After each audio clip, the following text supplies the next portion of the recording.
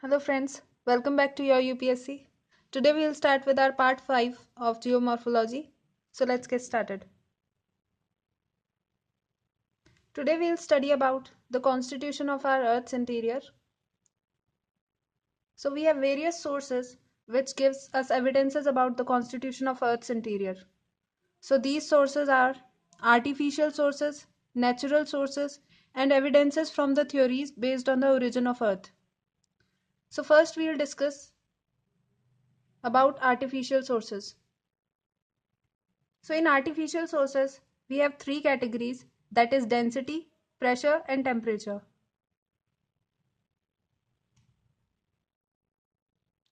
So in density, various numerous inferences can be drawn out about the constitution of Earth via density. See, scientists have find out that the crystalline rock, that is the rock just below the sedimentary layer, is having the density of about 3 to 3.5 gram per centimeter cube. Okay, and the density of our whole earth is about 5.5 gram per centimeter cube. That means, see, this is our earth. Let us consider this piece as the piece of our earth. Okay, so this layer is having the density of 3 to 3.5. Okay, and this whole part is having the density of 5.5. That means the interior of earth is much denser, much more denser than 5.5. Okay, that means the core is having much higher density than the total average of earth, and through calculations scientists have inferred that the density of the core must be 11 gram per centimeter cube. Okay, and through this we can infer that density of the core of earth is highest of all parts of the earth, that is crust, mantle, core. Out of these three, core is having the highest density. Now next is pressure. So early people used to think, in early period people used to think that because we have very high density, that means the core sorry the core is having very high density because of very heavy overlaying pressure on it. Okay, the super incumbent force that is applied on it, on the core. See, this is our earth and it is applying very high pressure on the core, because of which the density of the core is very high. But this is not true. Okay, why? Because a law of physics says that after a certain amount of pressure, see, this body is given a certain amount of pressure, it will increase its density. Okay, but after a certain amount of pressure, there is a limit after which the density of this object will not increase any more further. Okay, because so the scientists said that this was not the reason, the pressure was not the reason why the core is having such high density.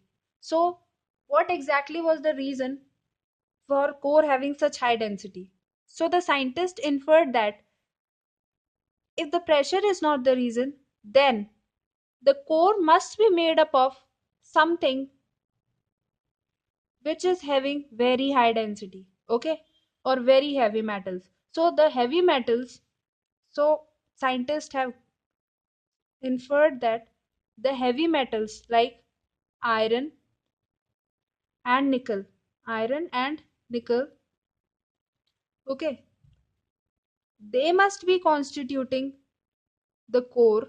Okay, they must be constituting the core, which is having, because of which the density of core is very high. And what is the density of core? 11 gram per centimeter cube. So I hope you understand this. Next is temperature. I'm sorry, I've written it wrong.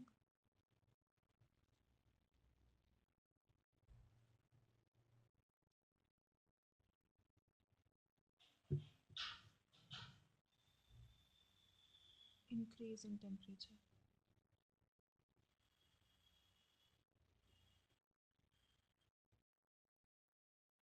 So as we go down in the earth from the crust, we experience 2 to 3 degree Celsius fall in the temperature at every 100 meters. Okay.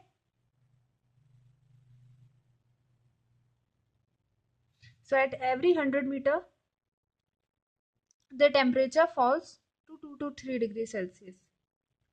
But the scientists said if this must be the case, that the temperature is decreasing at such a fast pace, then at 2,900 kilometers, the temperature must reach to 25,000 degrees Celsius. And this temperature is very much higher than the melting point of the rocks. Okay, so if this was the case, then the earth would not be in the state which it is at the present.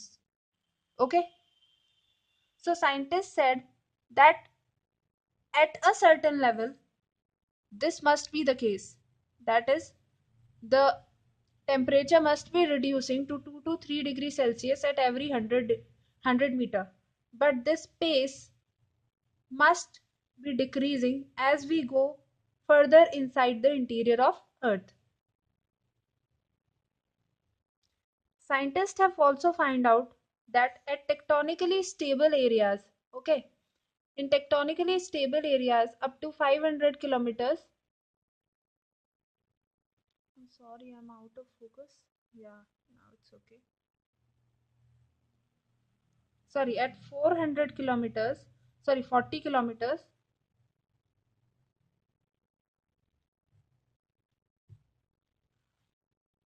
scientists have found out that at tectonically stable area,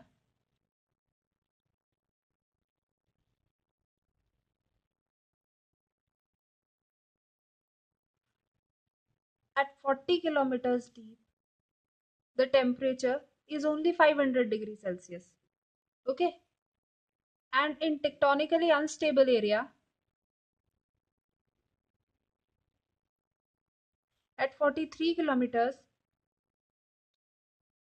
temperature reaches up to 1000 degrees Celsius. So it is so scientists have concluded that it is not necessary that at every part, each and every part is the temperature is decrease. Sorry, the temperature at each and every part of the earth is not increasing uniformly. Okay, as we go deep inside, and there are some more examples like the temperature at the upper part, that is at the upper magma slab over the oceanic crust. Okay, this is the oceanic crust and this is the magma slab. It is about 0 degrees Celsius. Okay, and the lower part of the slab which comes in contact with asthenosphere. I will explain this whole layers of the earth in our next video. Sorry, in our upcoming videos whenever I'll study about interior of earth.